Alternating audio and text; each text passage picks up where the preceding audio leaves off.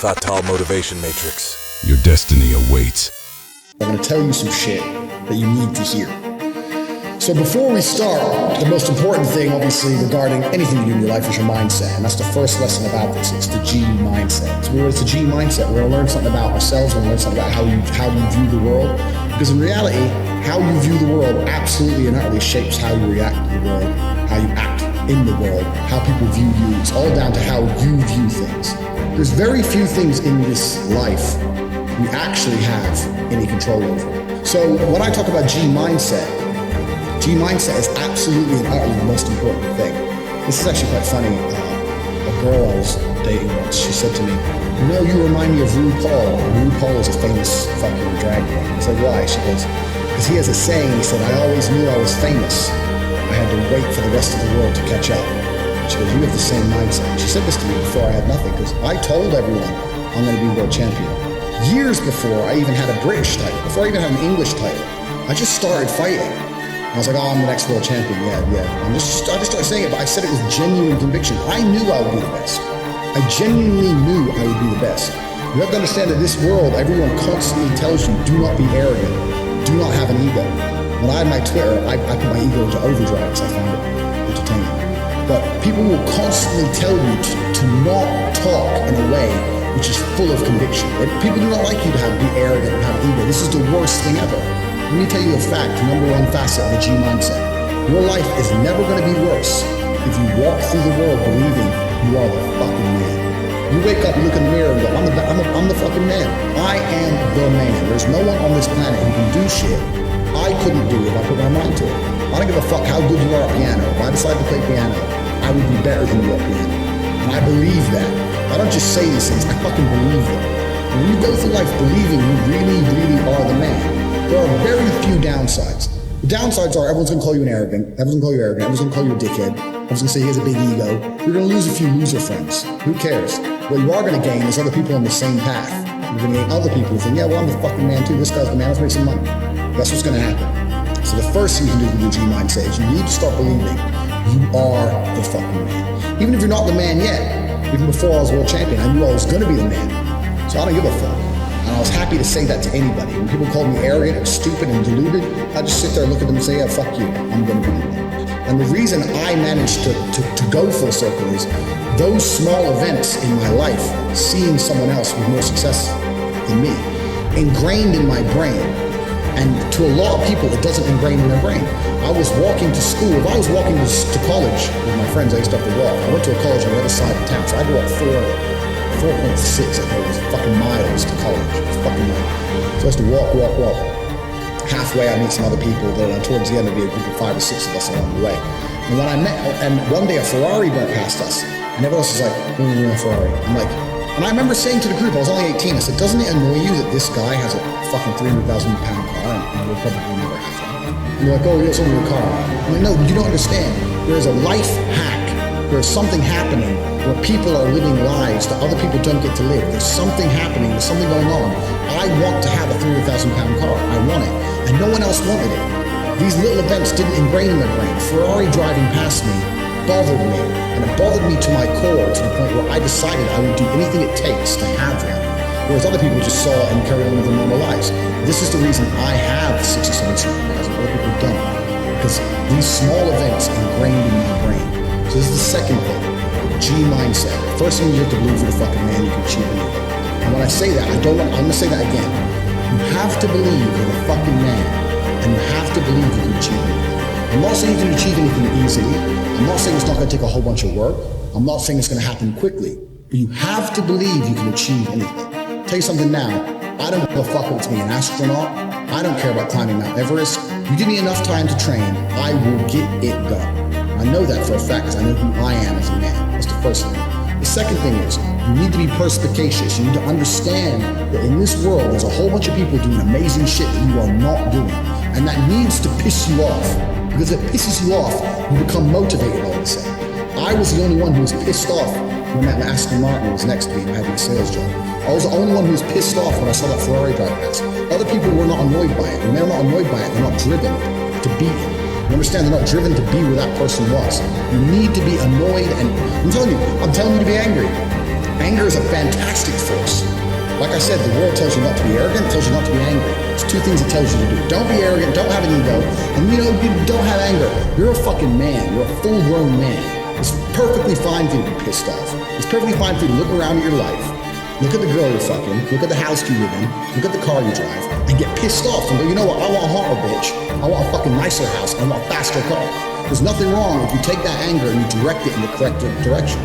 This is the reason I stopped fighting. People go, why do you stop fighting? Because I fought and I went through hell to get everything I now have. I had nothing when I fought. I had nothing.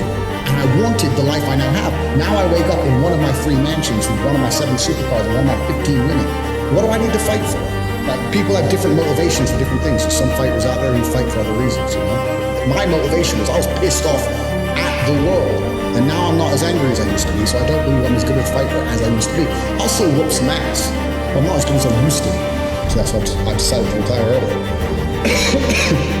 This is the second thing. So the first thing, you be the man. Second thing, you need to get angry about your situation. You're watching it, and you're sitting there. Right now, you're watching it, and you look around you, and you don't own the home you're in, get pissed off. If there ain't a Ferrari on your drive, get pissed off. If you don't have 10 Playboy Bunny level beauties, get pissed off. And what the fuck? You need to sit there and realize, whoa. I have a few years of consciousness. And even less than that, I have a few short years as a young man. Because age will damage you. I mean, if you're a millionaire in your 60s, it's not nearly as good as being a millionaire at my age. I became a millionaire at 28. So you need to realize you've got a few short years as a young man. You're fucking wasting it. You need to sit there and go, fuck, shit, get angry. Because getting angry, forced, directed anger is an extremely powerful force. These are the first 2 things you can do for a G mindset. This is the third thing, and this is a very, very important thing, because I try and explain this to people and they don't seem to understand it, so I'm going to make this very, very blunt. Nobody, absolutely nobody, gives a fuck about you as much as you're going to have to give a fuck about yourself. Nobody cares about you as much as they need to care to fix your life. Even your parents, even your friends, even all the people who think they care about you, they care about you, yeah, sure, there may be 2 or 3 people on the planet who genuinely care about you. But nobody is going to come to your bed, drag you out of bed, fucking drag you to a job, force you to work hard, go and get you a hot bitch and go and buy you a Ferrari. Nobody is going to do that for you. You are never going to have any of the things you want if you do not get them yourself. Nobody cares about you enough to do it for you. This is absolutely true. The only person who gives a shit about your life truly is you. And if you don't give a shit, then you're fucked. But point 2, get angry. You're going to start giving a shit very soon. After you get angry, you need to realize that nobody is going to give you the things you want. It doesn't matter if Donald Trump is president or not. I'm a huge Trump fan, but it doesn't make a difference. No politician is going to make you rich.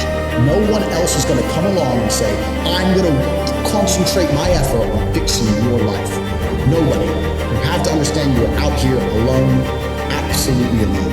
When you understand these 3 things, you start to see how a mindset comes together. Nobody's going to save you. You're fucked. It's totally down to you. You're pissed off with your current situation and you want to change it. Plus, you believe you can do absolutely anything. This is how I thought at 18 years old. This is how I achieved so much in the short years. This is how I went from a nobody to a world level athlete and a multi-millionaire. Also, people are confused the 2. Kickboxing is not boxing. I made across my entire career in kickboxing, maybe about 700,000. I now have about 8 or 9 million. This was not made in kickboxing, this was made in other ventures. I have managed to be a world level athlete and an extremely successful businessman at exactly the same time. Because at a very young age, when I had my prime resource of energy and power at 18, 19 years old, I understood those 3 tenets. I believe I can do anything. I'm pissed off I don't have the life I want. And nobody else is going to give it to you. These are 3 things you need to understand. If any one of these elements is missing, you'll never have the right mindset. The G mindset will never formulate if any one of these elements is missing. All 3 are absolutely essential.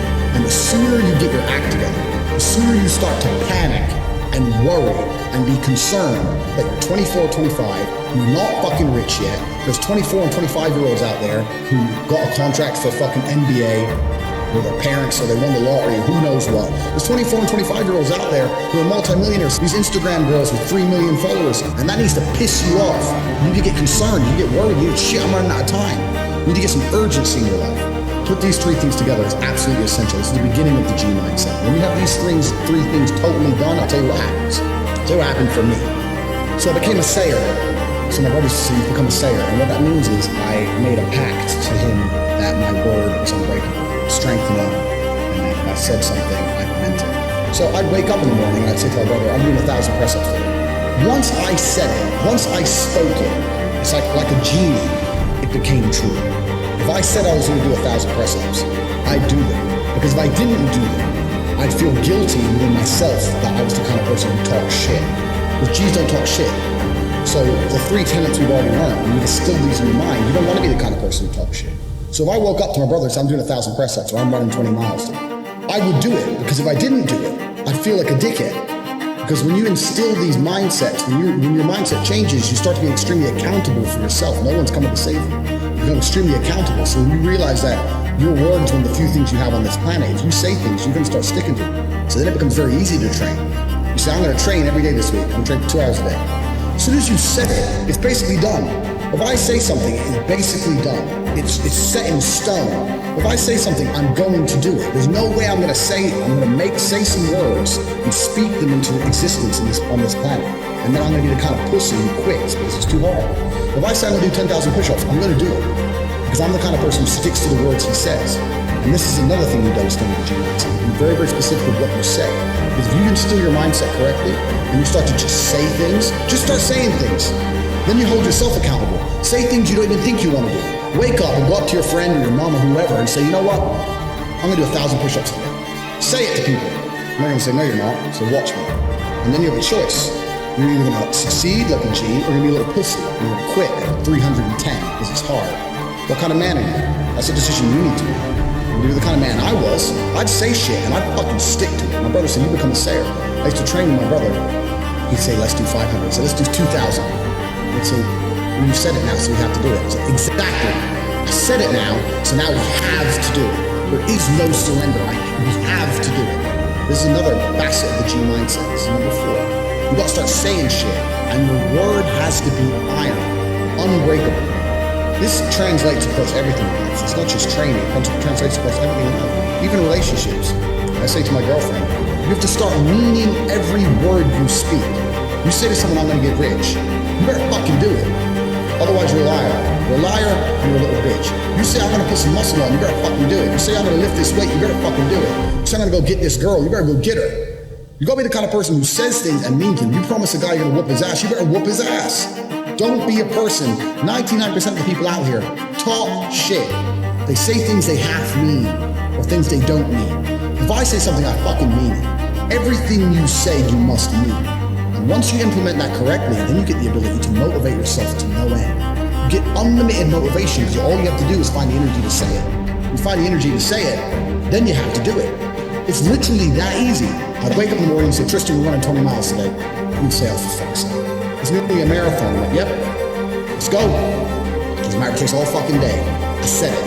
And if I say something, it has to happen. This is the 4th tenet, and one of the most important ones, because that is the power to unlimited motivation.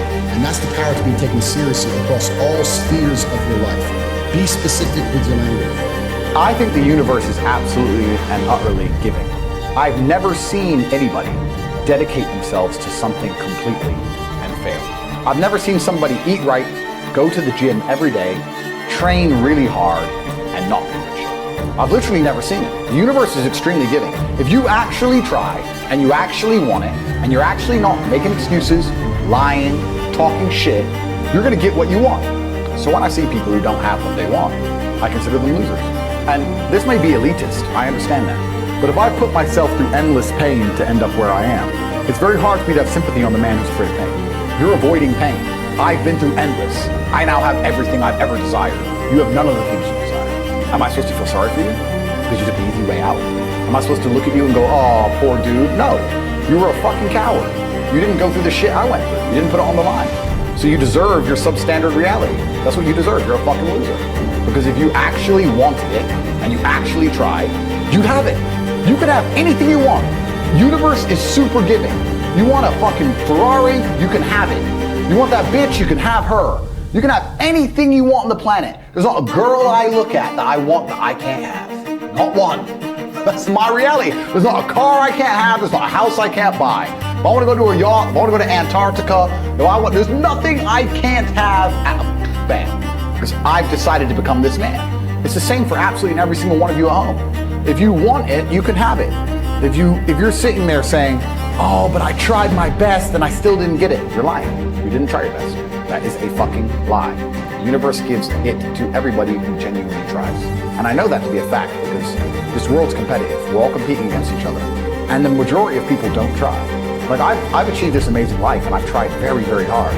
But it could have been harder. I mean, was it that hard? About 86% hard. It wasn't 100% hard. Why? Because the competition's zero. Everyone is a fucking loser. Yeah. It's amazing to me. Everyone's a loser. I can say to somebody, listen, I'll make you a millionaire. Do this. Oh yeah, but you know, the kids are home from school now. That's it. They're done. And then they'll sit and go, oh, I really wish I had some money. You are a loser. And this goes back to why, when we were saying earlier, how I know the elites view us. Because I'm from a council estate in Luton, single parent household, and I've only been rich 10 years or so.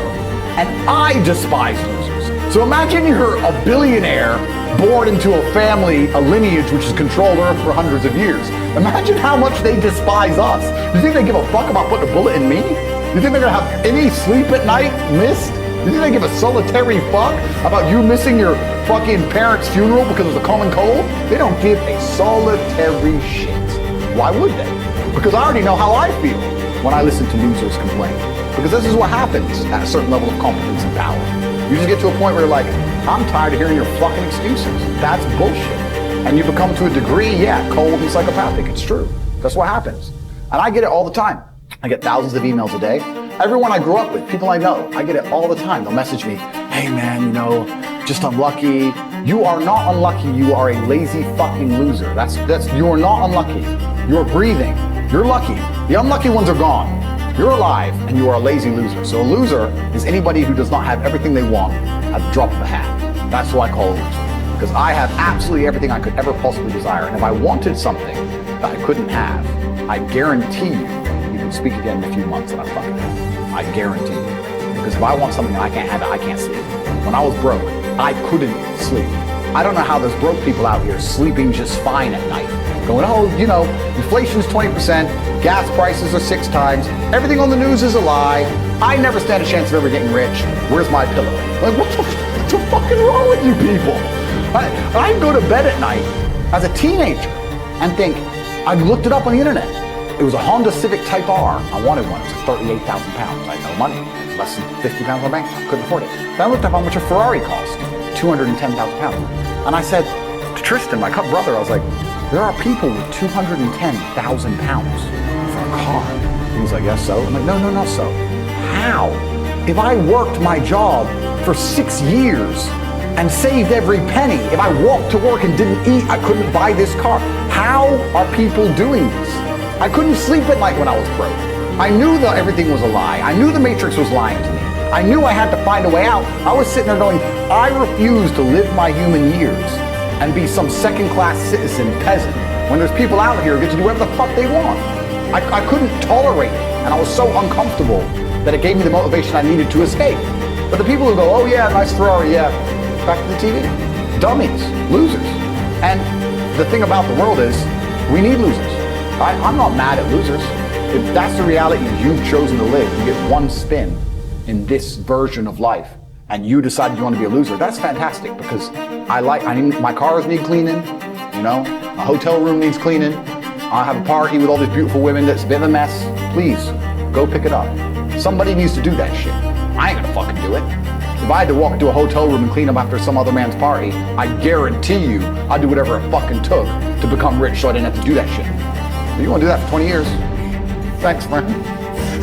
Someone's gotta flip the fucking burgers. Someone has to make the fries. I want a Happy Meal now and again. But I don't feel sorry for you people because you fucking deserve it, because it's a decision you made. You made that decision. If you're sitting at home and you say, I don't want to be a loser, you know what to do. I told you how to escape the Matrix. There are 3 keys, I believe, to making money. The word of the day. First one's perspicacity. Most people go through life and they do not pay attention. I've said this before and I want to stick by it because it's so important. You need to pay attention to every single time you spend money, because you cannot make money. You're not the Federal Reserve, you're not government. Governments make money. All of us take money. from somebody else or a business or a government. We take money from other things. So the easiest way to learn how to get good at taking money is to pay attention to every time someone takes money from you. So next time you buy coffee, don't just buy the coffee and drink it and think nothing of it like every broke dude. Don't do that. Say, okay, why am I buying this coffee? Okay, I want the coffee. All right. Why am I buying here? Well, this is on my way to work. Is there any competition around? Do I also want breakfast? Do they sell breakfast? No, they don't sell breakfast. They can probably make some more money here selling breakfast. Anyway, I walk in, there's a long line. Why is there one member of staff? I'm low on time. I'm about to leave and not buy the coffee. They're about to lose money because it's taking too long. Most of the people in this line are businessmen. Why is there not a cute girl behind the counter? I bet if they paid a cute girl a little bit more, they'd still make a bunch more money to people coming here to talk to her. Think. And then what you'll do is, as you go through life, every time you spend money, is you'll realize the problem is not how to make money. The problem is how much time you have, because there's endless business ideas. There's endless ideas. I walk into a coffee shop, and by the time I've walked out, I already know exactly how to open up next door and outcompete them head to toe. I already have worked out how much is the rent, where are they fucking up, what are they not selling that they should be selling, what are they doing good, what are they doing bad, this chair is too hard, I'll wreck them. And I'll send it, and now my network is so powerful, which is the second point, network, I can send a few messages on WhatsApp and make a bank transfer. And 2 months later, there's a brand new coffee shop next door with my name on it, put them out of business. So the first thing is you have to pay attention. Because if you pay attention, you'll start to learn that money is everywhere. Every building is owned. These are skyscrapers. Billions. Every apartment nowadays is a million. Million. You drive down a street in London, you're driving past trillions of dollars. There's money everywhere. It's all around us. When I was broke, I thought that the world was broke. I thought that there was no money. And then I got rich and realized that I was completely and utterly wrong. There's so much money. It's everywhere. If I go to try and buy a plane or a jet, they're always sold out. My yacht is a fucking 6-year waiting list. I want a Bugatti, they launch it, the email comes to my email address, 2 minutes later, gone. Like, there's so much money. If I want a diamond watch, or a $1 million watch, or $1 million Rolex, you can't get this stuff. There is so much money out there. Once you get to a certain echelon, you realize there's money fucking everywhere. So there's plenty of money in the world. People with no money are just not very good at taking it. So you need to start paying attention. It's the first thing. Second thing is network. It's hard to make money if you don't know anybody who has money. If you sit in a room full of ice cream experts and all they talk about is ice cream, how to make ice cream, different flavors, how to store it, how to move it, how to sell it, even by accident, if you hang around with these people long enough, when someone asks you a question about ice cream, guess what you're gonna know the answer. You're gonna say, you know what? That's because it's pistachio, and that needs to be 2 degrees higher than chocolate. And you're gonna look at the smart ass. So if you sit in a room full of people who are making a bunch of money, everyone understands this. Your network is your network. You're the sum of the 5 people you spend the most time with. Everybody understands this. And then they still hang around with fucking losers, because they're dummies. You're right, I am the sum of the 5 people I spend the most time with. Anyway, this is my friend Nick. He's so funny when we go drinking because he gets really drunk. Losers. I don't talk to anybody who is not winning. Every phone call I will answer, if I answer a phone call, it is from a winner. I don't talk to losers. Everyone I talk to is rich. Everyone I talk to is making money. Everybody. If my entire reality is full of multimillionaires making money, how am I not going to make money? And this is why network is so important, is because it's the same reason that wolves hunt in packs. If you're a lone animal, you have one set of eyes. But if you're a pack, you're watching every single angle, every single side. Perhaps I might miss something. I'm as perspicacious as possible. But one of my friends identifies that the war in Ukraine is going to change and the Russian ruble is going to come. You can make a bunch of money in the forex, for example. I may not notice, he'll notice. Now I've made a bunch of $1 million for getting a text message, right? Because I have friends who are paying attention. All of us are paying attention. So your network is super important. That's another thing. You can go into this because I have something called the War Room, which is also on corporatetate.com. I let people read for themselves. But that's my private network. And we specifically talk about money and a few other things. But that's is that like more like a mastermind? It's the real world's how to make money, and the War Room's what to do with money. If that makes sense. Yeah. It's all on corporatetate.com. I don't want to get off track, but it's there. But second is network. And third is to identify the reason why you don't have as much money as you want so far. And there's one of 3 reasons. You are either lazy, stupid, or arrogant. Those are only 3 reasons anyone's born. And you have to identify and choose which one it is. The majority of people are not the one they think they are. The majority of people are the one I'm about to say to you. So let's start with lazy. There are a lot of lazy people. The unfortunate reality about money is that you are competing. So it's player versus player. It's like anything. If you want that beautiful girl, so does everyone else. You have to win the competition. You want that car, you have to get it first. You want that money, everyone wants that money. You have to compete. It's competitive. Business is competitive. You are competing against people like me. You're competing against people like the people in my network. You're competing about people who only talk about money, who understand money very well, who operate in jurisdictions all around the planet, who are extremely well connected, who know things before you know them, who have mass influence and mass power and mass resource. You're competing against me. This is what you must understand. You're not waking up going, I want to make some money. You're competing against people like me. You're competing against billionaires, you're competing against hedge funds. How do these hedge funds keep growing? Where are they getting that money from? From the brokies. They're robbing you. They're robbing all the poor people from the pension fund, dummy. That's where they get it from. This is who you're competing against. So the competition is absolutely and utterly fierce. Understanding that you're a man with a small pistol up against a mighty army, if you want to add a little bit of laziness on top, you're fucked. So when I say people are lazy, they go, I'm not lazy, I work hard every day. You work 8 hours a day? You work 8? The fuck? If I'm awake, I'm working. I'll be driving my Bugatti Chiron through Dubai, working. I'm texting at the same fucking time. I don't take a second off. I don't take a minute off. I don't relax. I don't rest. I don't stop. I don't chill. None. Ever. I'm either asleep or at work. That's it. Second I wake up, I check my phone, I begin working. I go to the gym in between sets, I am working. I'm online working the entire fucking day until the second I go to sleep, I am at work. That is all I do. And you are at home competing against me, and you want to watch a movie tonight, and then say you're not lazy. You're fucking lazy, and you're gonna lose forever. That's laziness. Next is stupid. I don't think many people are actually too stupid to be rich. You can be below average IQ and still get very rich. A very small percentage of people are too dumb to be rich. The slave minds, they'll never be rich because the matrix tries to keep you poor, because when you're poor, you can't think, like we talked about earlier. So everything the media tells you is designed to make you poor. They want you broke and struggling, because if you rely on the government, food stamps, and you can't argue with the government, can you? So that's what they want. So anyone who believes in the matrix and believes in media and believes in the lies they're told, anyone who sits there and goes, that's true, it's literally designed to make you broke. That's why it's all a scam. Do your GCSEs, do your A-levels, get in debt, go to uni, get out, get a shit job, get a mortgage. Don't worry, when you've paid that mortgage off when you're 61, then you'll have enough money to go to Spain for holiday. Then your pension comes. Oh, government doesn't have the pension money anymore, funny enough. Hedge fund stole it. Pay half your money in your life in tax. Oopsie-doops. And then you wake up one day and go, whoa, I just got fucked. So the whole scam, the whole story is a lie because they want you broke. They don't want you rich. If you're rich, you won't listen to them. So all of it's a fucking lie. And intrinsically, we all know this, right? When I pull up in one of my 30 cars to a gas station, and people look at me and they see a Lambo or a Ferrari or a Bugatti or a Koenigsegg, whatever I'm driving, nobody goes, wow, he went to school. No, they think drug dealer, gangster. They're thinking he broke the rules, because anyone who follows the rules doesn't get shit. It's all a scam. It's all a fucking lie. Destiny is calling, even now. Many of you listening to me have been beautifully equipped to live in a world that no longer exists. But I want to give you a new word for change, and that word is evolution. And you are either going to evolve or expire. See, everything changes. The economy changes, relationship changes.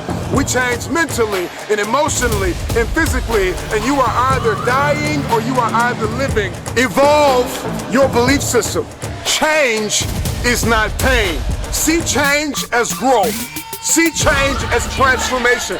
See change as evolution. See change as necessary. See change as critical. See change as inevitable.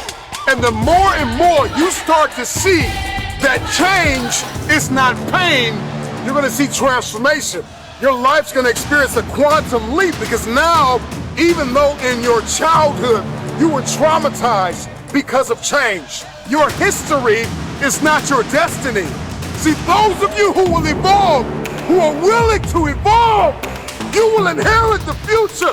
Those of you who are willing to take everything you do to the next level, you will inherit the future. It is the individual who is willing to become more. Change is inevitable. And you are either changing for the worse or changing for the better. You decide. Change is an invitation to the future. If I can change, I can have my future. Another reason why people hate change is because not only do they see change as pain, but all they see change is as failure. And it's because every time you've made a change, you have failed.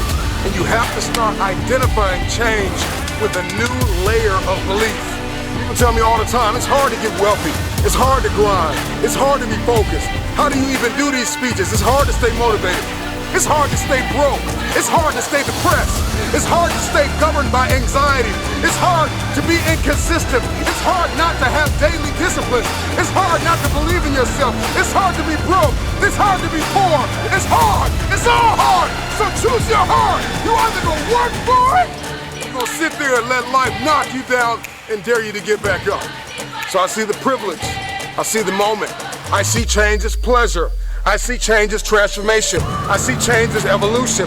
I see change as beauty, brilliance. I see change as the future. I see change as necessary. I see that if I don't change, there is a generation of people who are going to be stuck in the same place. If I don't evolve, see, the marketplace rewards those who have evolved. The marketplace rewards those who have become more valuable. You will be rewarded for the pain, cry in secret, bleed in secret, but in public you'll be rewarded. And if everything you listen to goes over your head, you are going to miss your moment and stay living in the midst of the madness of impossibility, the lie. Somebody lied to you and told you that it was impossible. Every time somebody told me I could not do something, I had a decision that I had to make in order to achieve what they said was impossible. The power is wrapped in the truth and in the power of their perspective. It's wrapped in your capacity, your ability to believe in a dream, even if nobody believes in you.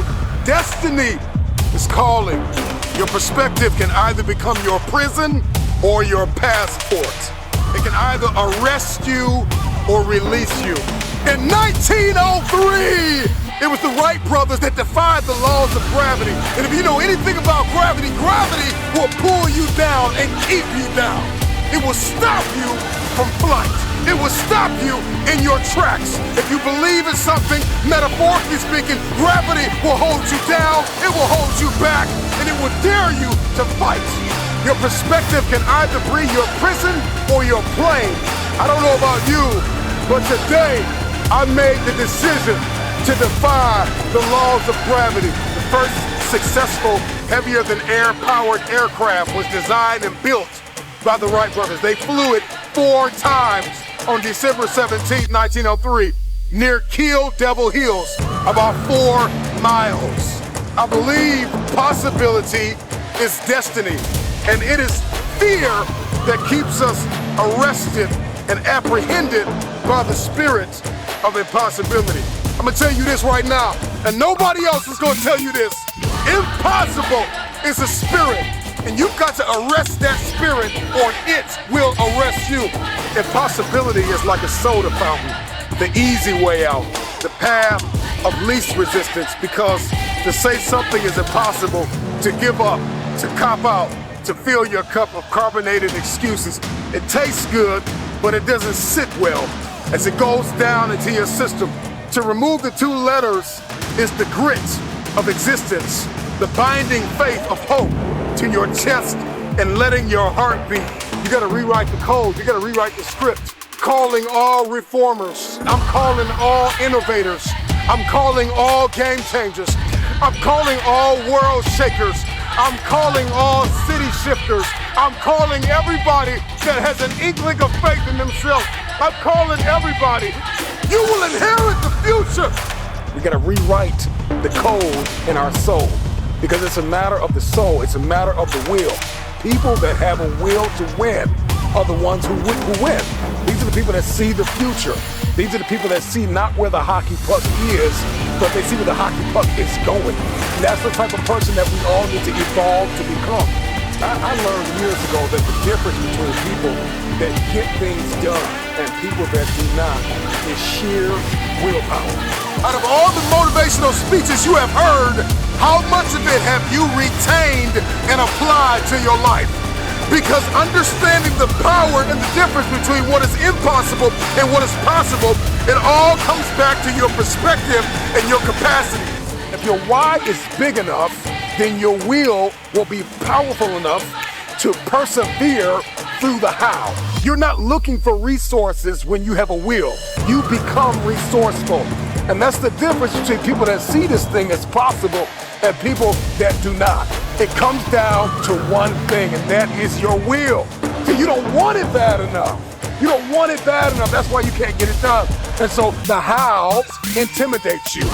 And the what boxes you in. We're more concerned about collaboration than character. I think we need to come back to a place where we're examining ourselves as an individual before a people. We make the people better when we deal with the person. You gotta deal with the person. You gotta deal with you. It's always gonna be impossible to you if you don't see the power of your will and the power of your why. If you want to be great, if you want to get the recognition, if you want to get fucking paid, if you want all of the things that you dream about, there is only one way to guarantee that you will have those things. Only one. And that is becoming so fucking good at what you do, no matter what it is you do, that it is undeniable that other people recognize how great you are.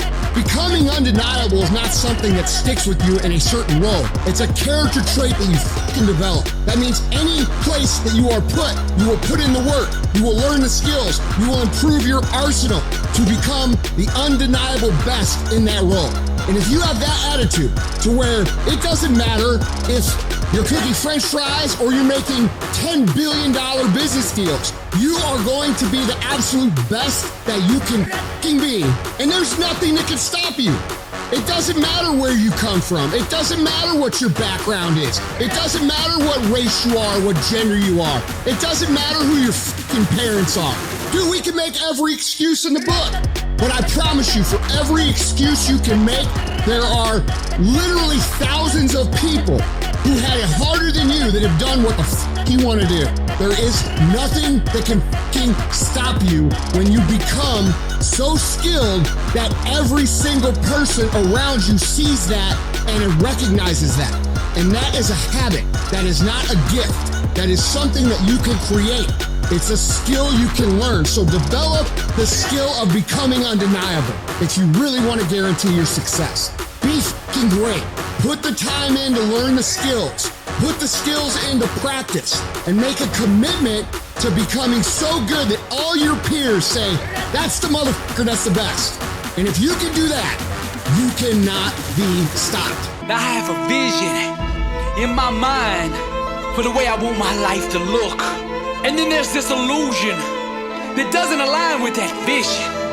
And the war is over these two different outcomes. Now me, I refuse to let go of that one that I'm holding in my mind, that one of being the greatest of all time. I refuse to accept being second. I refuse to entertain thoughts of being second. And I refuse to acknowledge that second even exists for me. I refuse to concede to any other outcome but being the greatest of all time. I did not come to be good at what I do. I did not come to be an all-star, to be MVP, to be in the Hall of Fame. I came to be the best that has ever done this. We give birth to a life equivalent to the mind state that we live through. So I have taken up residency in a place called excellence. And every thought I have, every word I speak, and every action I take is aligned with the vision that I see in my mind. Doubt produces nothingness. Destiny yields to the disciplined mind. So I starve the illusion and feed my dream. Be not conformed to this world, but be transformed by the renewing of your mind. I distort reality, and with my mind, I bend, I shape, I mold, and I sculpt every aspect of my life until it looks like my dream. I'm coming to be the greatest of all time. Nothing can stand in my way. I will either achieve my outcome, I will either reach and obtain my goal, or I will die trying. There is no other option for me. I came to be the greatest, so I will grind every single day until you give me what I came for. Doubt produces nothingness. Destiny yields to the disciplined mind. To start reality, I starve the illusion and feed my dream. I've been knocked out, and I've been written off. None of that has deterred me from pursuing the greatness on the inside of me. You see, greatness made me, therefore greatness is in me. You said I'd be nothing. You said I was just a dreamer, living in La La Land. That my goals, my dreams, and my ambitions only happen in books or movies, that it's not real. But I'm about to give you a lesson and display to you the power of the mind, to show you my PhD in grind, an alumni of Grind University, with amazing and persevering. Get up every day and I dominate. I master the small things, the details, knowing that eventually the big things in life will come bow to me. I am an overcomer. I am a soldier. I am a warrior. I am a champion. I am a king. I am the greatest of all time. You ask me why I'm so sure of my victory. It's because I have fought the battle in my mind 1,000,000 times. Everything in life has a required mental vibrational level of thought in order for it to be understood. And to walk in truth is to vibrate at the highest level of human existence. Truth is the couture for greatness. Trials and tribulations stand not a chance against a man who will not quit. I am not scared of the word no. I do not bow to rejection. I will not accept defeat. I am deaf, blind, and mute to losing. Therefore, losing cannot exist. The physical realm always responds and obeys the mental state that you project. I did not come to be good, to be an all-star, to be the MVP, to be in the Hall of Fame. I came to be the best that's ever done this. People told me the dream I was dreaming was a fantasy, but things like that only happen in books and in movies. So I responded by wrapping myself in fire, my passion, and fully committed myself to the vision I saw in my mind. I wrote the book, became the movie, and now I live the life they call a fairy tale, the greatest of all time. If you spent as much time learning how to write a business plan as you did that new TikTok dance, you'd already be on that next level. Broken focus is the number one reason for failure. There's a price required for greatness. You have to hold every second of your life accountable to producing greatness. You gotta establish the environment that gives birth to success. Elon Musk said, nobody ever changed the world with a 40-hour work week. Some weeks he's working 120 hours, which allows him to do in 4 months what it takes other people to do in a year. Now he's able to do this because he's in the center of his calling. He is doing what he was assigned to do. And inside that calling, you will find strength and power that cannot be found elsewhere. Working 120 hours a week doesn't make sense to the common person who's working a job they were never designed to do. But when you're in your calling, your passion, doing the things that set you on fire, the clock becomes the enemy. This guy don't even want to go to sleep at night because he loves what he is doing. But that's why when mankind touches down for the first time on Mars, he will have gotten there on an Elon Musk rocket. Long live the wild beast. Had a dream. And don't let nobody tell you that you can't do what God put inside you. Smash the rules of complacent fools who cling to the comfort of yesterday. Long live the wild beast. Success is governed by the law of supply and demand. The universe will supply whatever your faith demands. What are you demanding of life? Where are you settling when you shouldn't be settling? Now complacency is a device of the enemy. Complacency is an adversary of greatness. It is the opposition, and it is warring every single day over your future. Stop having affairs with average. Go to that next level. You gotta be devoted. You gotta be committed. You gotta be disciplined. You gotta be 120 only in pursuing your dream. Legend Kobe Bryant, his team practice used to start at 7 a.m. But every morning he got to the gym at 4 a.m. and put a 3-hour workout in before everybody else got there. It was the sweat that made him a legend. I want you to dream big, but you gotta remember that your work ethic must match the size of your ambition. Write this question down. Am I willing to pay the price to become the person that I want to be? For a dream to come alive, one must have absolute conviction that it will. To waver the slightest in belief is to put the dream in jeopardy of abortion. To ever give up on that dream. Truth is the universal vaccine for all situations. The truth is you have a champion inside of you, and that champion is screaming to be unleashed. Don't wake the savage. You spent as much time learning how to write a business plan as you did that new TikTok dance. You'd ought to be on that next level. Broken focus is the number one reason for failure. There's a price required for greatness. You have to hold every second of your life accountable to producing greatness. Are you willing to pay the price? Smash the rules of complacent fools who cling to the comfort of yesterday. The wild beasts are the bold thinkers imagining tomorrow. They usher in the revolution of dreams, ambassadors of anarchy, smashing the rules that no longer serve us. Misunderstood by the masses, they are fluent in the language of genius. Born with complacent fools who cling to the glory of yesterday. They are interior designers, constructing life from the inside out. It will take years for the world to fully understand the wild beasts and their ways. They envision what could be, what others couldn't see with mortal eyes. Daring and bold vagabonds, seeking refuge in the shadows of tomorrow. History will vindicate their courage to imagine. Wrestle violently with the bandits of small-time thinking. Madness of ingenuity, stubborn enough to take a stand. They are the masters of innovation, orchestrating the concertos of uprising. They are the radical, defiant rebels, armed with dangerous new thinking, articulating ideas well before their time. It's the rules of complacent fools who cling to the comfort of yesterday. I dare you to think different. I dare you to dream bigger. I dare you to pursue that greatness that's on the inside of you. Study and learn all the laws to success, and then smash. Don't be scared to be you. Boldly pursue that which is on the inside of you. Put the stand in a place that produces greatness, and go out there in the world and conquer. The struggle is real, but you know you were meant for it. That dream is on the inside of you, just won't shut up. Cause you know you were meant for more. You've always been different. They never understood you. They always doubted you, cause you're different. But you know something that they don't know.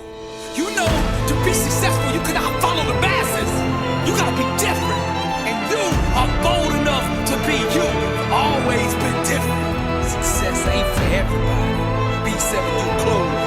Wear your identity. Welcome to the grind, the factory for greatness, the process of success, where all excuses are denied. The only credit cards that are accepted here are blood, sweat, and tears. We don't take days off. See, we understand here at the grind that success is not something that you achieve. It's something that you become. We refuse to settle for any other outcome than greatness. The reason we train ain't for some game, some event, for some trophy, for some medal. We train because this is our life. And this is all we know. We don't need an event to get ready. We stay ready. This is a lifestyle we live. Preparation is a weapon. And around here, we use that weapon every single day. 24/7, 365, all in beast mode. Greatness is all we know. And I would like to take this moment and welcome all of you to the grind. Anyone is welcomed here, as long as they are willing to die for what they believe. Here at the factory, we don't produce people who accept participation trophies, who come in runner-up, who come in second place. All we produce here at the grind is champions. Around here, we don't accept anyone who even thinks that failure is an option. We don't accept anything other than greatness. We produce warriors who are hungry, dedicated, and fearless. And winning is all they know. Around here, your work ethic, that's your credit score. You can save all that yakking, all that talking, cause we gon' check that credit score, and you either gonna get approved or denied. You can either chase your dreams, or you can chase the distractions, but you can't chase both. Welcome to the grind. Focus is oxygen, and we starve the enemy. The only thing I see is my dream.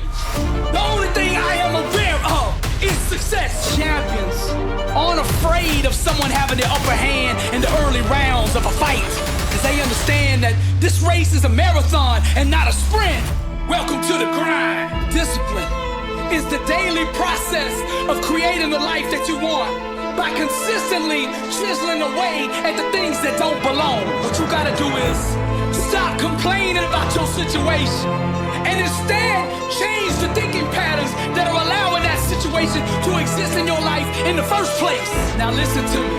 There's no dream that can be denied manifestation as long as one is willing to be still mentally during the gestation period. Circumstances are born out of a consciousness that allows them to exist.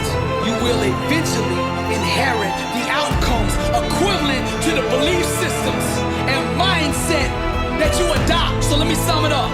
When the inner belief is consistently maintained, eventually the external environment adjusts to bring it about. To create a new life, one must shun the natural instinct to change the outside environment and instead turn inward. New lives are built and formulated from within. This is the secret. This is what champions understand. Around here, our grind is our ministry, and we witness every single day. Sometimes you gotta remind the world just who you are. Other times you gotta look in the mirror and remind yourself who you are. Kings don't talk to peasants, because peasants, once spoken to, tend to foolishly start thinking they have actually done something worthy of being royalty. Welcome to the grind. Know your worth. Stop chasing people who don't appreciate you. The less you control your mind, body, and emotions, the more the world will control you. Your discipline must break your body's spirit until it becomes your slave. And you gotta get back behind the wheel of your mind and steer your thoughts to greatness. Seek the center of what makes you feel the most uncomfortable. Don't run from it. Just stay there until you conquer it. Master your mind. The art of greatness. Welcome to the grind. I'm gonna keep it real with you. Champions have flaws, weaknesses, and struggles just like everybody else. But what makes them champions is the way they respond to those challenges, and that they overcome them. You must conquer your present circumstances in order to qualify for your destiny. If you're not living like there's no tomorrow, then you're dead already. You gotta get up every day and seize the moment. Carpe diem. Success is just a long list of today's done right. Your mind sows the dream. Your faith waters it. Your mouth fertilizes it. And your actions harvest it. Welcome to the grind. Massive success requires extreme discipline.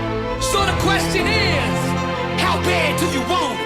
Greatness requires learning how to be comfortable with the things that make you uncomfortable. You can only achieve to the level that you are. Greatness is not something you attain. It's something you become. Greatness made you. Therefore, each and every one of you out there listening right now has greatness on the inside of you. All you must do is awaken to what is already there. Become who you are. Welcome to the grind. Contrary to popular belief, you can't think your way to the top. You have to burn your way there. Pursue your passion. Set yourself on fire. The world will come see you burn. Be simple your clothes. Find true music. Wear your identity. I get you. See, that need to feel safe hasn't played the game of life timid. But you can't win succumbing to fear. To be the best version of you requires boldly attacking the things that scare you. When you feel lost, you breathe life into its potentiality. The hidden inside us is the most dangerous, but when you invite it to the surface and face it, then it becomes a weapon that thrusts you to greatness. Those who seek high achievement must become detectives of the mind. Success requires investigating the darkest corners of one's own thinking for any held beliefs that might rob one of greatness.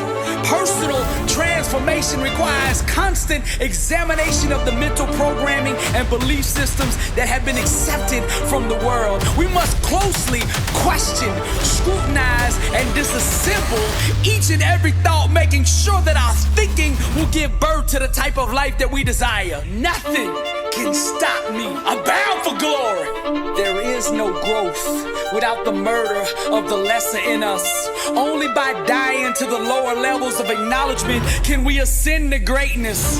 The wolf and dog in us must kill one another. This understanding permits us to climb the stairs of heaven, trading our mortal bodies for the celestial. We thirst for salt water. By drinking from the vast oceans of consciousness, the bridge to eternity is established. Bloody minds allow us to cross over. Virgin thinking, the wings that carry us. Lasting change requires one to first go to the guillotine, to lay the head down blindly on the chopping block.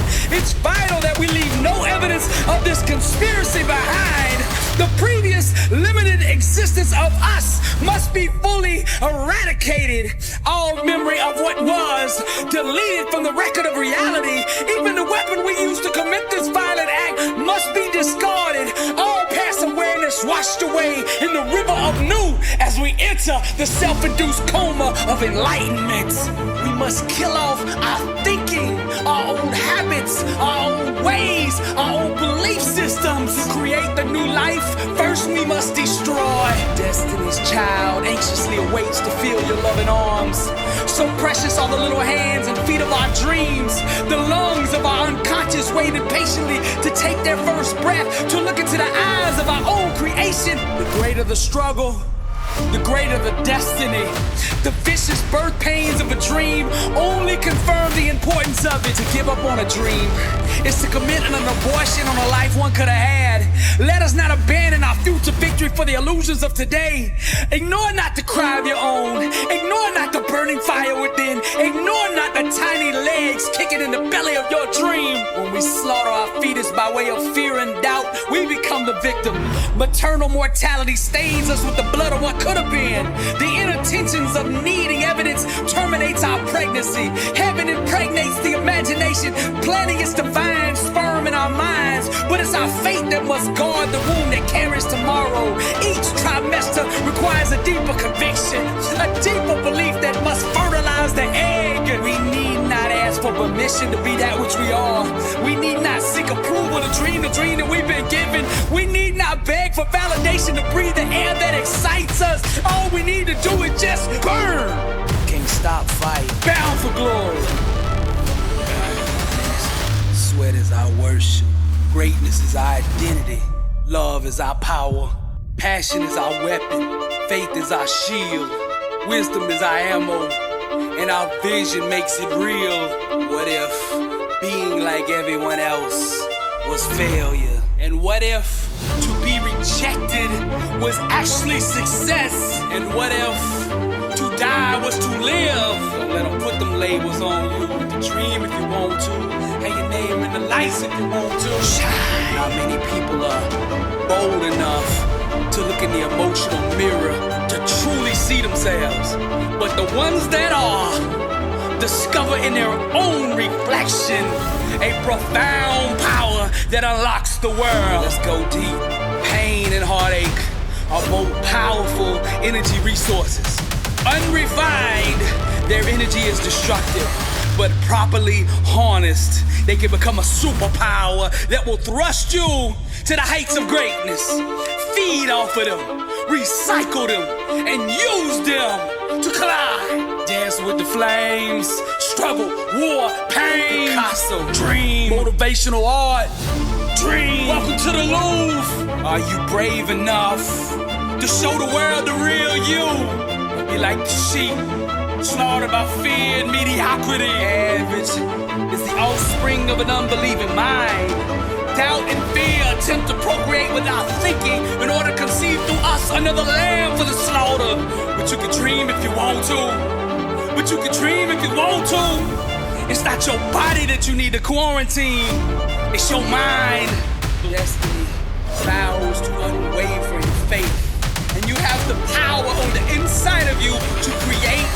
usher in the change that you want to see in the world. Decide what it is that you want out of life. What is worth committing your whole life to? Seek the depths of your spirit.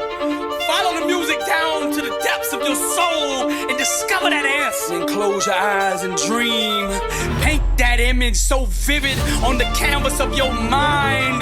Move your thinking to that new desired destination. Pack up the U-Haul and move every ounce of your being to that place that you desire, leaving no breadcrumbs behind so that you get lost there, so that you can never find your way back to where you are now. You have to plant your feet so deep in the dream state. And do not yield. Do not surrender to your physical senses that will without a doubt attempt with all their power to deny and reject your acceptance of this new dream. You must remain steadfast and keep projecting belief through them in such a way that it draws, establishes, and attracts the things that you desire into reality. You have to command your physical senses to radiate the equivalent sensations on all levels to that which you will be immersed with when the new desired mental image manifests itself into existence. You must assassinate and overthrow the inner government of fear and doubt that has ruled as a dictator in your life since the beginning. It is time to awaken, inherit the promises, seize the moment, take possession. The world is yours.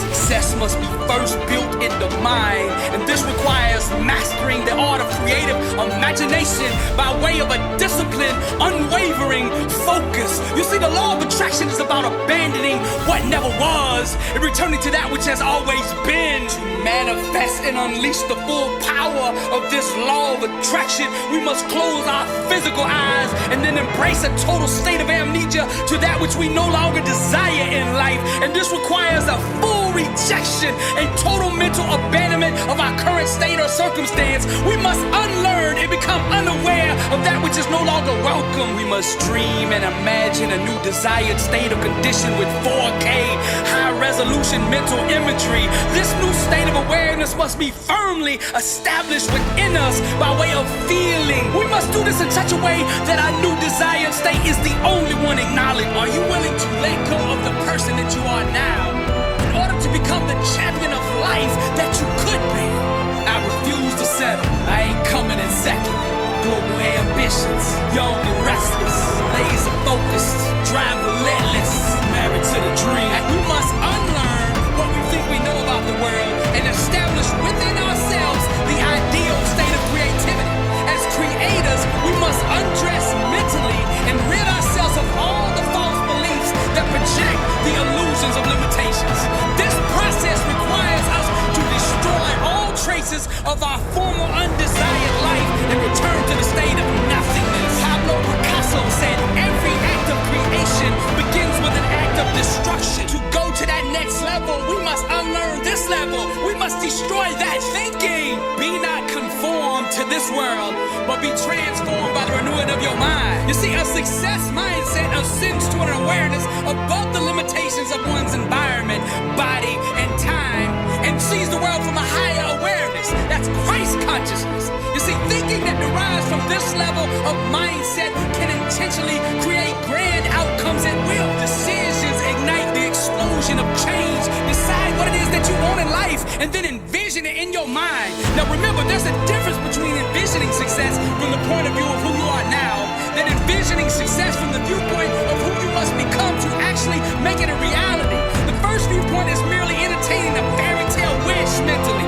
whereas the second viewpoint is the true art of creation. It is walking in the power. Your thinking and actions are constantly procreating to give birth to your destiny. Your mind is the womb of your future. Your thinking is the factory of life. My question for you is, what product are you producing? Your thinking conceives the dream. But for a dream to come alive, one must have absolute conviction that it will. And to waver the slightest in belief is to put that dream in jeopardy of abortion. To go through the door of the next level, we must become fearless. Nelson Mandela said, I learned that courage was not the absence of fear, but the triumph over it.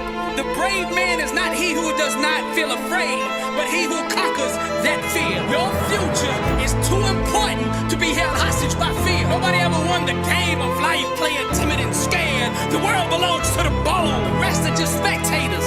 level requires you to be fearless. The only thing you should ever fear in life is not living up to your potential, not giving your all. What should scare you is living a life of mediocrity, getting up every day and choking on average. Now that next level success requires this.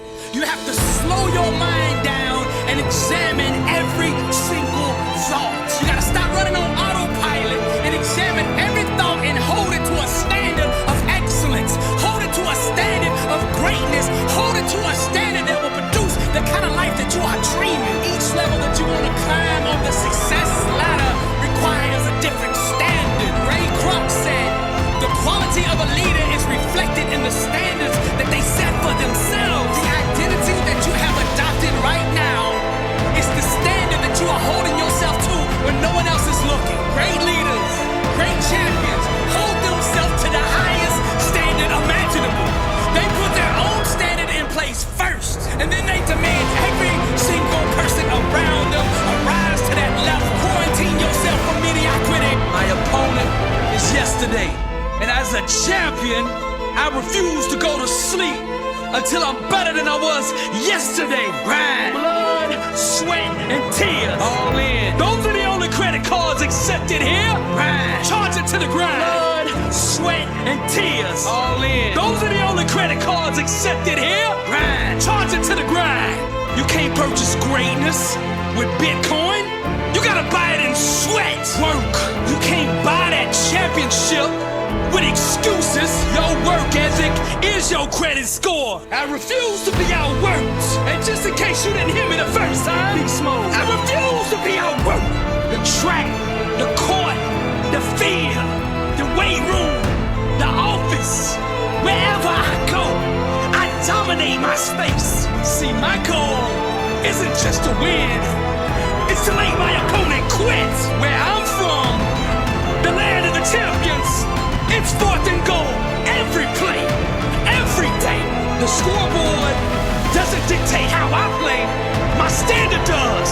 24/7, 365, I'm a champion. You gotta understand, greatness is not an outcome, it's who you are. It's a lifestyle, a way of life, legacy. It's not a trophy, it's not an accolade, it's the way you think. It's a standard that you hold yourself to. My weapon is consistency. I can consistently outperform my opponent over and over and over, regardless of the circumstance. I don't take plays off. I don't take days off. Vacations are for losers, for the average, and I'm allergic to average. Average is the play. I'm a workout warrior, and I only have one level of effort, and that's all in. 120, all out, beast mode. I leave everything I got on the field. Come on. I understand that success is a long-term game. Preach. It's a marathon to see who can last the longest. And you best believe, when it's all over, I will be the last one standing. My mind is wired for victory. My mindset makes me unstoppable. Quitting doesn't exist. Failure doesn't exist. I refuse to accept anything but absolute victory. I bought greatness on the practice court. So on game day, I come with my receipt. And best believe I'm gonna get what I paid for. I will not be denied what's mine. For a champion, greatness doesn't just apply to sports. It's life. In my relationships, I win just like I do on the field. In business, I win just like I do on the field. In my spiritual life, I win just like I do on the field. In my finances, I win just like I do on the field. And when I hit the classroom, grind. I hit them books like I hit them weights. Mediocrity is too dangerous, too deadly, too contagious to let it exist in any area of your life. You make a mistake when you think you can contain it to one area.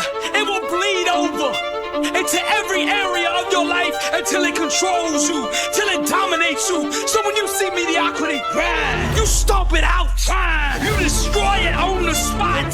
You give it no place in your life. Make every area of your life congruent with being a champion. Champions don't need to run trick plays. They beat you all day with the basics. A lot of you out there got 7-figure appetites, but you got 3-figure work ethics. Preach! You want the Aston Martin, the Lamborghini, the Bugatti, the G6, that beachfront 30-room mansion, but you don't want to put in the grind that it takes to get it. You want to put your game in the microwave and in 1 or 2 minutes be Steph Curry, but that ain't the way it works. Greatness is still old school. You gotta put it in the iron oven. It's gotta go through the fire until it's purified, until it's pure perfection, 100% raw. Those who play timid and scared disqualify themselves. If you want to do big things in life, every move you make has to be strategic. If you want to taste greatness, you gotta aggressively attack the unknown. You gotta be hungry, dedicated, and fearless. The world belongs to the bold, and the rest are just spectators. You gotta dream the dream, then get up every single day and aggressively pursue that greatness that's on the inside of you. My daddy used to say, son, if you're gonna make a mistake, then make it full speed.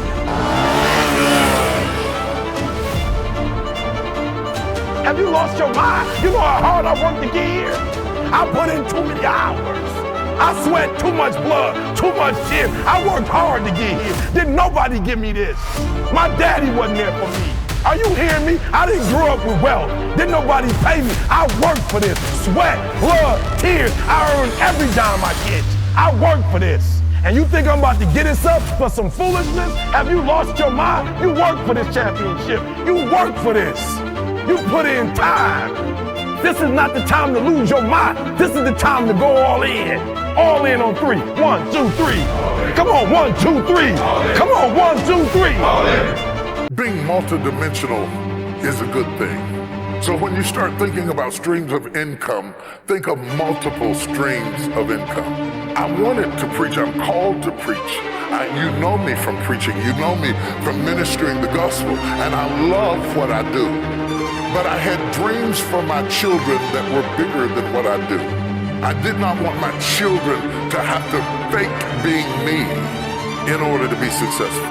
I wanted to create an entrepreneurial environment for them, and so I started investing in real estate, and I started building communities, and I'm getting ready to build more communities in America, and I'm looking for other places in the world where we can build these communities, these smart communities that are conducive to the future. You do not build your business on where you are or where you've been. You build your business on where you're going. So then, if you are building for the future, then you have to reimagine your strategy. I'm going to give you a couple of big words, big words, like strategy. This is how you're going to do it. You're going to do it through a strategy. I got here through a strategy. What is a strategy? A synchronized step-by-step plan from point A to point B. Your strategy is important. You've got to fix your strategy.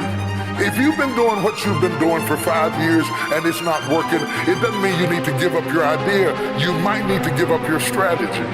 Your strategy of accomplishment has to change with the times. You may not have hit your customer yet, but that doesn't mean your customer's not out there. You've got to find somebody, and let me tell you who wants what you got. The person who wants what you have is a person who sees what you have as an answer to their problem. People will go get answers. They are not looking for problems. What do you solve with what you bring? And you don't have to have a degree to do this. It could be as simple as my father's mopping a bucket. My father ended up with 52 employees in the 60s because he built a business that solved the problem. Not all of us will be doctors. Not all of us will be chemists. Not all of us will be lawyers. Not all of us will be astronauts. But the astronaut still needs a plumber. The doctor still needs an electrician. Whatever your business is, it must be an answer to somebody's problem. It must solve that problem and fix that problem. And when you do whatever you do and you find yourself maxing out at what you do is not who you are. What you do is not who you are. What you do is not who you are. People say T.D. Jakes is a preacher. First of all, he wasn't always. Second of all, T.D. Jakes is a man. He is a man called to preach. See, when people give you titles, they imprison you. If I bought into that, I wouldn't have done almost $500 million worth of films at the box office. Because I would have said, I'm a preacher, I can't do that. Don't let anybody lock you up with a title in a prison that is beneath your level of gifting. You are whatever is in you. You are whatever is inside of you. You are whatever you think about at night. You are whatever you dream. You are whatever is in your head. I want to break somebody out of jail right now. You are more than what people call you. Am I in the right place? You are more than the job title that you have. You are more than the company you work for. You are more than anything you have experienced up to this point. You are everything that gives you energy when you think about it. Find out what are the things that make you leap out of the bed in the morning. What are the things that give you energy when you think about them? Your purpose is in your passion. Your purpose is in your passion. Don't sit there and say, I don't know why I'm here. You do know why you're here. Find the thing that gives you energy when you do it. That ideas start teeming over in your head when you get in it. Find the thing that when you get into it, you're curious about it. You're attracted to it. You're drawn to it. Because whatever the anointing you respect is the anointing you receive. Oh, can I talk to you, somebody? The anointing you respect is the anointing you receive. So the person that you idolize, you probably idolize them because they're doing something that is in you.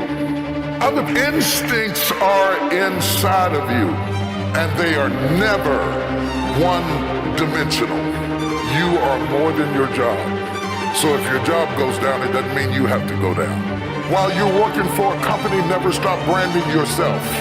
One of the problems that I find prevalent with millennials who, by the way, I love mentoring you above anybody.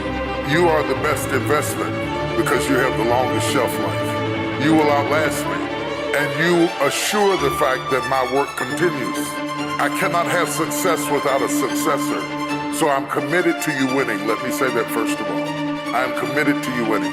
The problem is, your strength is your weakness. You were raised with technology, which is a great strength, but it's also a great weakness. Because when you are raised with something that responds in predictable ways by touch, when you are placed in unpredictable situations, you don't do well. Because you expect people to respond like computers. They do not. People respond in unpredictable ways. And let me tell you something that you're going to have to become more proficient in. Relationships. And relationships are not text. They're not tweets. They're communication. We are designed that we read more than language. I don't have to, like a minute ago, you were doing what you were doing. I didn't know what it meant, but I felt what it meant. So communication is more than speech. It's eye language, it's body language, it's voice inflection. All of those are tools. Because when you get ready to do business, people don't just do business with ideas. People do business with people. They do business with people. And you have to understand, in building that process, it is not like building a face page. There's work to it. And one of the mistakes we made, and when I say we, I mean my generation, I mean anybody that you admire. It may not be me, it may be Diddy, it may be Diddy, it may be Oprah, it may be Tyler Perry, it may be somebody you saw, maybe Beyonce. You see us after we arrive. You didn't see us when we struggled. So when you decide, I'm gonna be like him, you're coming in at the end of the movie.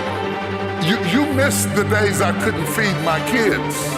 You missed the day that I went out in the field and gathered apples to feed my kids or used paper towels for diapers because I couldn't buy diapers. You came in later when you saw me on TV and you want to leap over all of those no's to get to a yes. But it is the 400 no's that lady was talking about before the yes that makes you who you are. And when you get a no, you give up and say, this must not be it. That's not true. That woman got 399 no's before she got one yes. You have to have the resolve inside of yourself to resist the temptation to believe the detractors and to continue to believe the voice within. And why is that important? It is the strength you gain from your failures that make you strong enough to stand up to your success.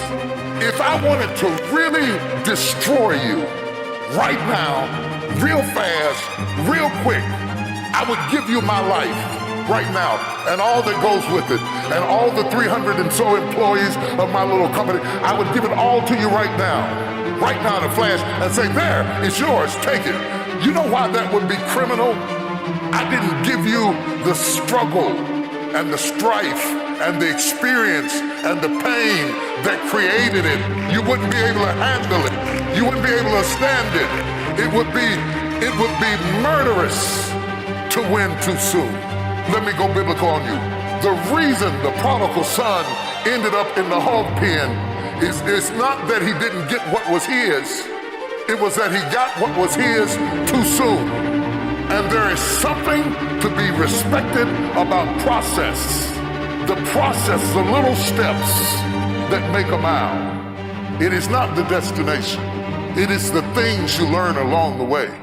It is the people who beguiled you and tricked you that make you wiser. Wisdom is made out of the stupid things you did before you got it. Don't miss it. That process is invaluable to you getting there. Does that mean that you have to be my age before you get there? Absolutely not.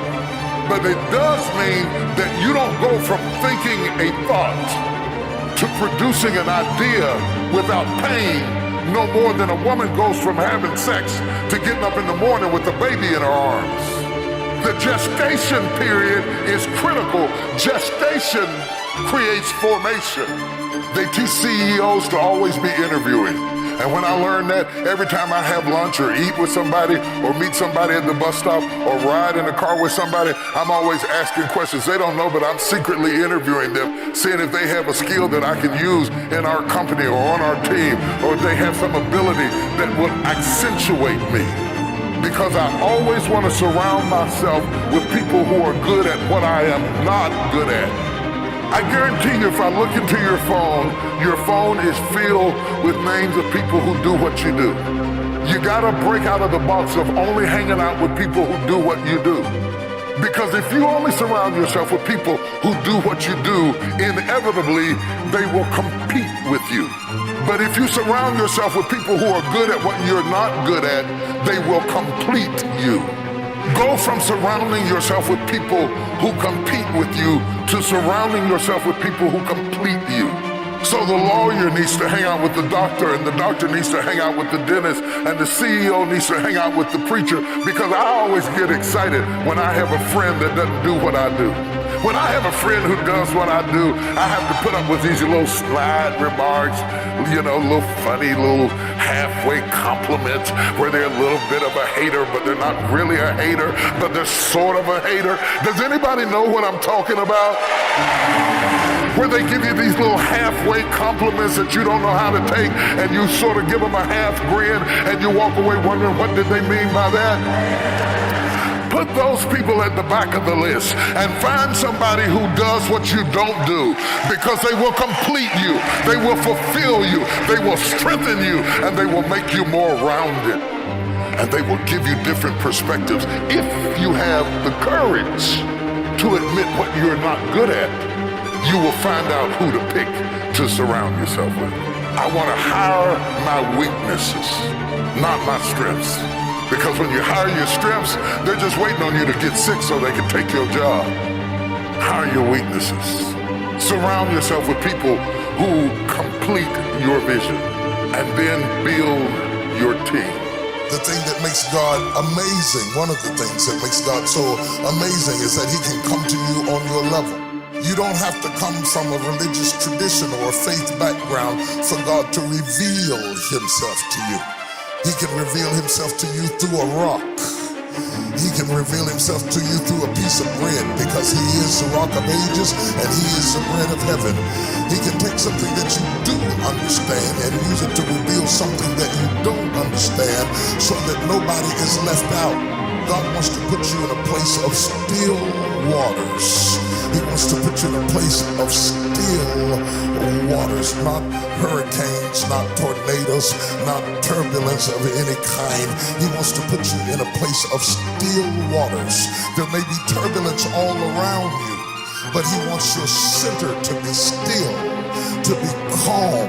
You must have a calm place in order to deal with all the chaos in your periphery. You cannot have still waters until you release or let go many of the things that are distracting you and invading your space. Seemingly, when the enemy knows that God is going to use you in a mighty way, he does everything he can to upset the very genesis of your life, to kind of set you on a path of destructive behavior, to limit any self-esteem that you might have. He doesn't do that. He doesn't fight anybody that's not destined to go anywhere. But when he senses that there's greatness inside of you, the attack comes early. You've been through all kinds of stuff, and that is not a sign of weakness. It is a sign of greatness. And over a period of time, God begins to bring forth his purpose. Most people get up out of the bed in the morning to see what's going to happen. And then there are an elect group of people who get up out of the bed to make something happen. You have to decide which category you're going to be in. Either you're going to get up on the bed and sit on the side of the bed and say, well, no, what am I going to do today? Or you're going to wake up with an agenda and an urgency and a direction and a focus. See, when you got direction, you resist distraction. You are the architect of your future. You can't just sit around and hope it happens and wait on it to happen and wish for it to happen and complain about it not happening and fuss about what people are not doing. You have to be consciously going after those opportunities in order to succeed. And that is the job of everybody. We are collaborative in our thinking. You have to own your own happiness. Take it away from other people demanding that they make you happy. Your kids are not going to make you happy. Your spouse is not going to make you happy. A big house is not going to make you happy. Own your own happiness and be responsible for doing those things that bring joy into your own heart, independently of life and people and money and all of that stuff. Right. It doesn't necessarily give you happiness. You have to take responsibility of that peace and that joy that lives inside of your heart and not inside of your stuff. People need to do is challenge their own story, because people torment themselves by how they see their life. They've told themselves a story as if it were the truth, when it is really a perspective truth. And sometimes you've narrated a story that you beat yourself to death with. Challenge your own story. Change the way you talk to yourself about who you are and what happened to you and what you're going to do in your life. You wrote the script. Change the story. Enjoy the journey, not the destination. A lot of us delay our happiness. When I get to this level, when I get my degree, when I get the kids, when I get married, I'm going to be happy. Enjoy the journey. Enjoy the whole step, the whole process. Every day that you get up to strive for whatever it is you're after. You know, I'm a goal-oriented guy, but you don't celebrate when you get to the finish line. Celebrate all along the way. Celebrate all along the way.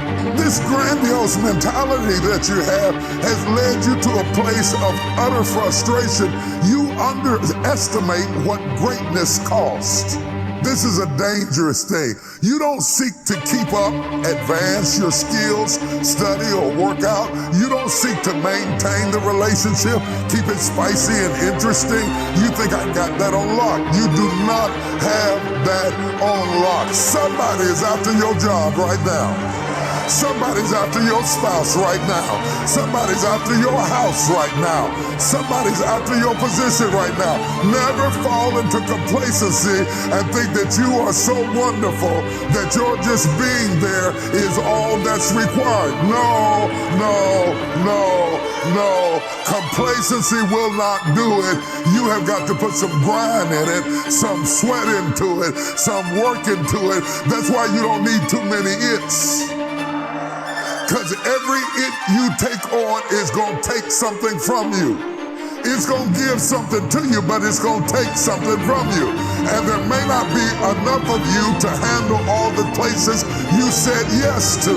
And you've got to be able to evaluate, am I a pint pint-sized container with a gallon-sized appetite. There's a saying that what you water is ultimately what grows. That where you place your attention ends up guiding your feelings, your perception, your actions, and your life. Right? Focus becomes identity. And change comes from bringing awareness to what we're focusing on. I remember when this light bulb went off for me. Like so many epiphanies, what happened during a difficult, kind of a trying time. It wasn't where I wanted to be. And I remember, sitting down and asking myself, dude, are you on your own team here? Are you helping yourself? Using the metaphor, the question was, am I watering the weeds in my life or the flowers? And by the weeds, I mean, am I allocating energy to thoughts that are detrimental to what I want? Am I keeping myself in places I don't want to be and in relationships that are counterproductive? Am I thinking about what can go wrong instead of all that can go right? Or am I watering the flowers, the positive, highlighting the possibility, the things I'm appreciative for, the seeds, the potential that can grow a mile high? See, I've always known the value in choosing to see the possibility. But the $1 million question is, how do you remain aware? Because that's the thing about weeds, they're sneaky. They'll take control of your life without letting you know they're doing it. So I'm thinking this through and it dawns on me, this is not complex. This is simple.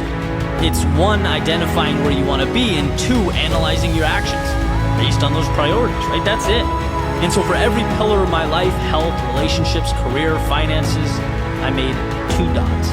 1 for where I am and 1 for where I want to be. Everything in the middle is life. The ups, the downs, the joys, the sorrow. Everything in between is the path, the line. And it's simple. You start on point A, knowing that you can always get it. That what you want exists. It's there. It's available. And your attention, all of your energy should be allocated to the thoughts that reinforce that truth. That's your path. That's what you believe. That's what's important. And it's going to happen. Anything beyond or outside that line, anything that tells you you're not good enough, anything that accepts not achieving that priority, suggests it won't work out, that is where the weeds live. That is wasted space. Why exhaust that energy? Right? To think, I'm not good enough to get this promotion. How does that help you get to your point B? It doesn't. Eliminate that thought, right? Point B always exists. Just that notion pushes a lot of things to the side. You have to be good enough. You just need improvement. Maybe it's enhanced skills. Maybe it's more effort. Maybe it's changed approach. But tackling these things will water the flowers. It moves you along the path, and progress is happiness.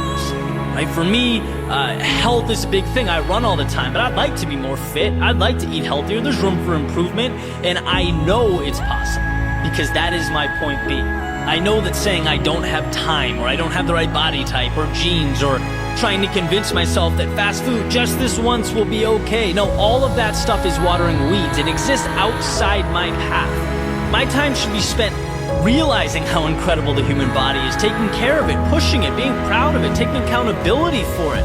That's me. I only get one of these things, even if it's just a little at a time. That's the beauty. Simply existing on a path and revolving around your ideals, your vision, your priorities brings about joy. Negativity, it truly is a learned thing. It's manufactured. All there are in life are circumstances. Circumstances that are neither positive nor negative, just pieces. And you decide what to do with them. Do you focus on the negative?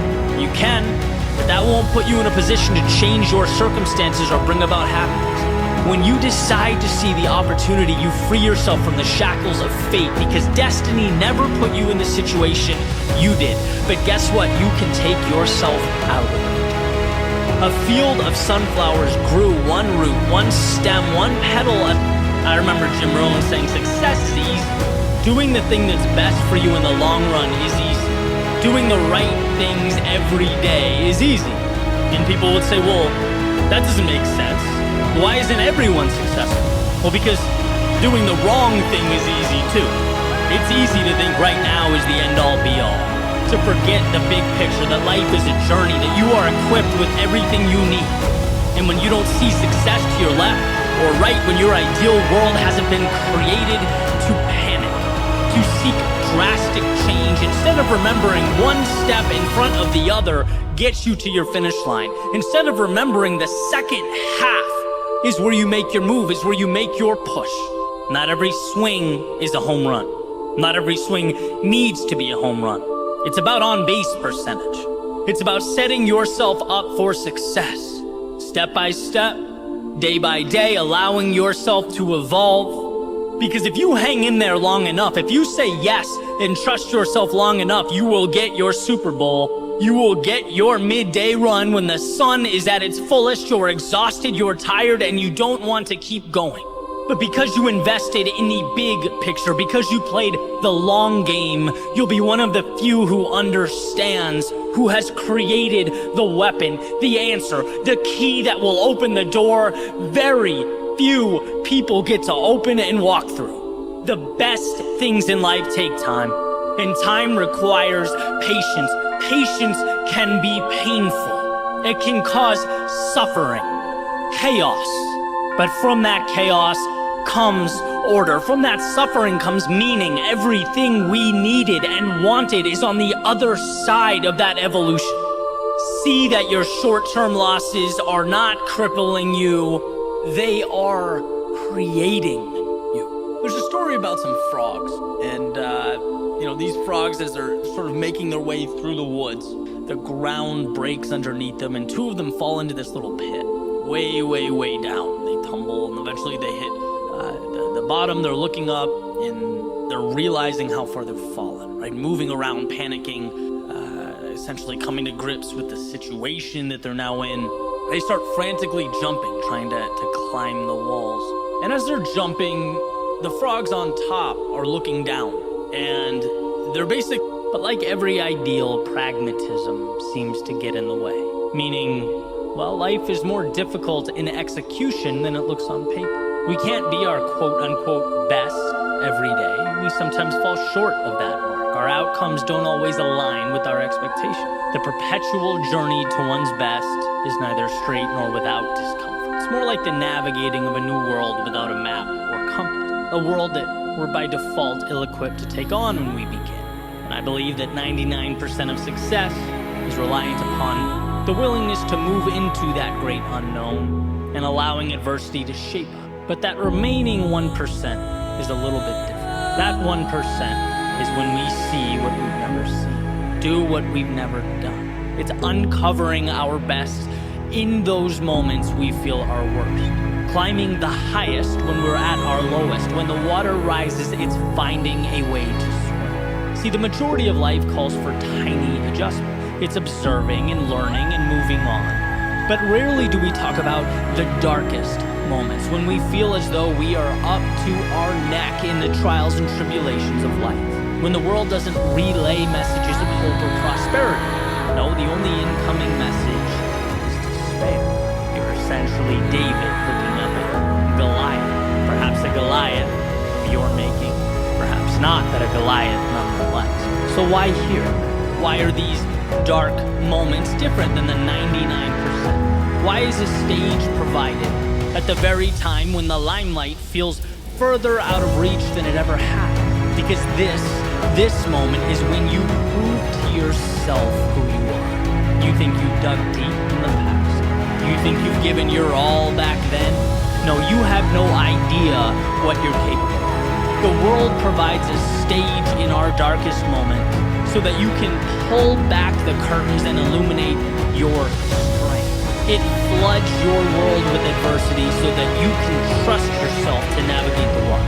And if you can find a way, when the walls are closing, clock is ticking, and water is rising, what can't you do? You ever asked yourself that question?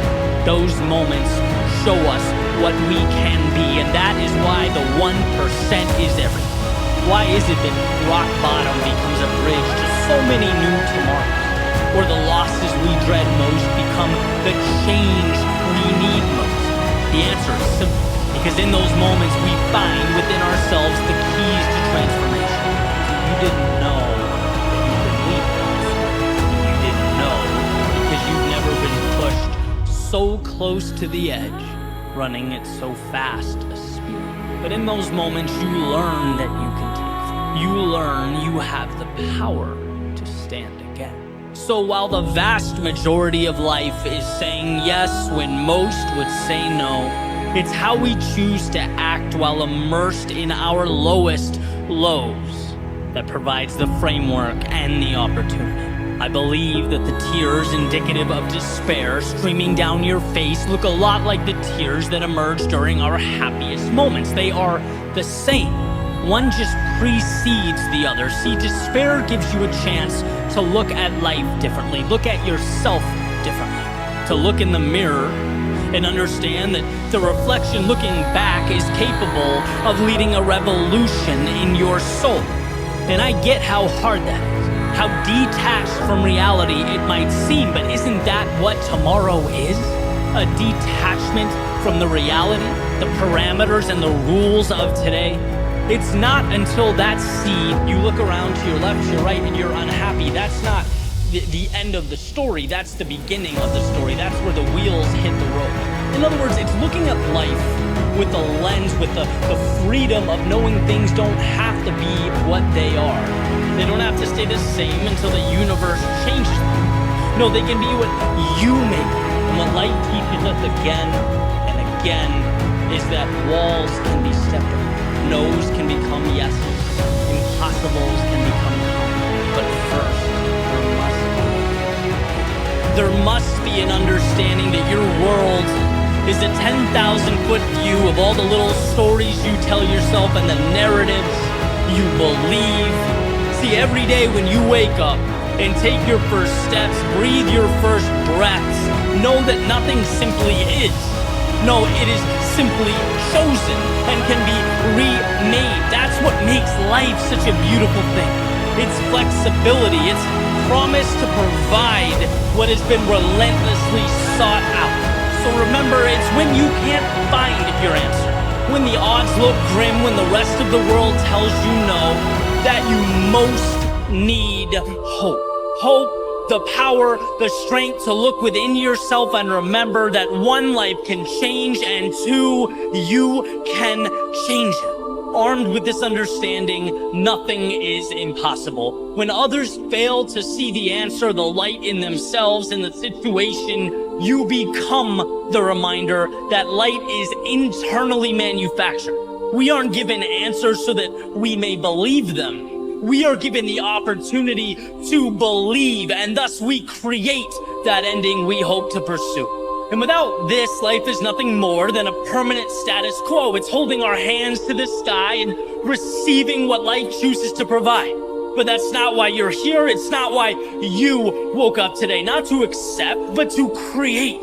To find hope in the tragedy and the hardship, and to find within yourself the strength to move forward with whatever you decide comes next.